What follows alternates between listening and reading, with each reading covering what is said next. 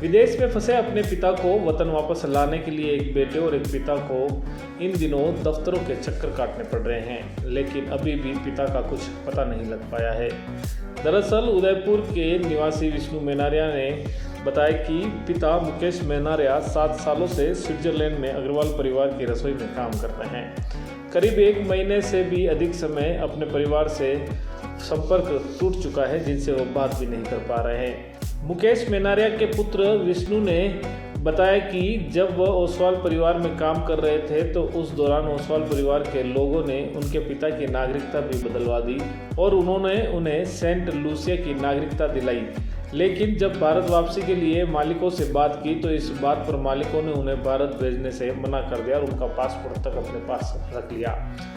ओसवाल परिवार के वकील कमलेश अग्रवाल ने मेनारिया परिवार को आश्वासन दिया कि आप लोग सारी कानूनी कार्रवाई बंद कर दो, मुकेश को लौटाने की जिम्मेदारी मेरी है। इस बीच मुकेश की location grand Hyatt hotel Mumbai trace होती है तो पुत्र विष्णु भी वहां अपने पिता से मिलने के लिए दौड़ जाता है, पर निराशा ही हाथ लगती है। पुत्र विष्णु ने सरकार से पिता को जिंदा लाने की गुहार लगाई है। वहीं मीडिया से बातचीत के दौरान मुकेश के पिता और पत्नी फपक कर रो पड़े। आपका नाम बताओ, क्या घटनाक्रम हुआ था और आज आप क्या मांग कर रहे हो, भारत सरकार से क्या मांग करना चाहते हो? पूरा घटनाक्रम बताइए, नाम बताइए। नमस्कार, मेरा नाम विष्णु मेनारिया है और मेरे पिताजी का नाम है मुकेश कुमार मेनारिया। मेरे पिताजी 2017 में स्विट्ज़रलैंड गए थे एक पर्सनल शेफ के थ्रू पंकज ओसवाल की फैमिली के लिए। और अभी फ़िलहाल जब पापा ने कहा कि मुझे भारत जाना है तो पंकज ओसवाल जी जो हैं, जो भारत आने नहीं दे रहे हैं पिताजी को, और पिताजी को उन्होंने युगांडा में बंधक बना के रखा हुआ है।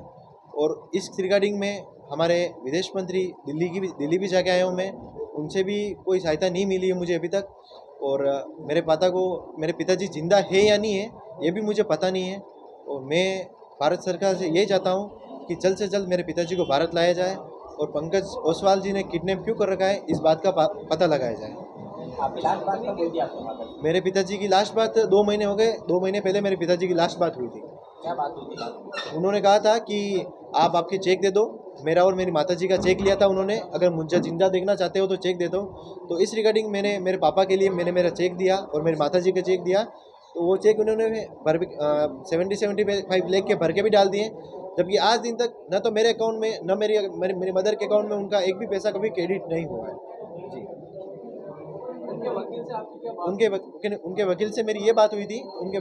वकील ने हमें ये दिलासा दिया था कि आप सब जो भी कार्रवाई कर रहे हो वो कार्रवाई रोक दो और हम आपके पिताजी को गारंटी लेते हैं कि आपके पिताजी को हम दिल्ली एयरपोर्ट पर ले आएंगे और हम कुछ पेपर्स देंगे, उनके ऊपर आप साइन कर देना।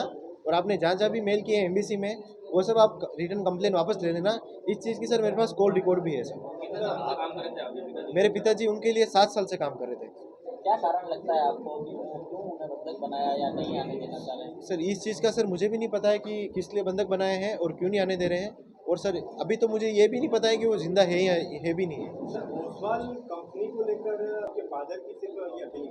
नहीं सर, ओसवाल फैमिली को लेकर और भी घटनाएं सुनने को बहुत सारी मिली है। कंपनी है ओसवाल जी आपके फादर से? जी ओसवाल कंपनी है, उन्होंने बहुत से लोगों के साथ ऐसा कर रखा है। और ओसवाल कंपनी ने खुद नहीं एक ऑस्ट्रेलिया में बहुत बड़ा फ्रॉड कर लगा है 150 मिलियन का। पर उन सब से सर हमें कुछ नहीं, मुझे कुछ नहीं चाहिए। मुझे सर मेरे पिताजी बस भारत चाहिए। और मुझे पिताजी ने नहीं, विरोध उन्होंने किया था और उन्होंने कहा था क्योंकि उन्होंने पंकज ओसवाल ने उनके पर्सनल उनको बिजनेस क्लास वीज़ा दिलाई और पंकज ओसवाल जहाँ भी ट्रैवल करते थे पिताजी को साथ में लेकर ट्रैवल करते थे, तो इसलिए उन्होंने वहाँ की नागरिकता दिलाई। जबकि पिताजी को तो ये भी पता नहीं है कि वहाँ की नागरिकता है या ये भी नहीं, क्योंकि पिताजी पढ़े लिखे भी नहीं है मेरे पिताजी, और साइन भी हिंदी में करते हैं और इंग्लिश आती नहीं है, तो वो कहाँ से सर नागरिकता ले सकते हैं सर। नागरिकता लेने साल में उनके साथ में पापा 7 साल से हैं सर। दुबई 8-10 साल से पहले दुबई काम करते थे। लास्ट लोकेशन आपके फादर की कहाँ है? लास्ट लोकेशन मेरे फादर की बॉम्बे ग्रैंड हयात होटल की बताई थी।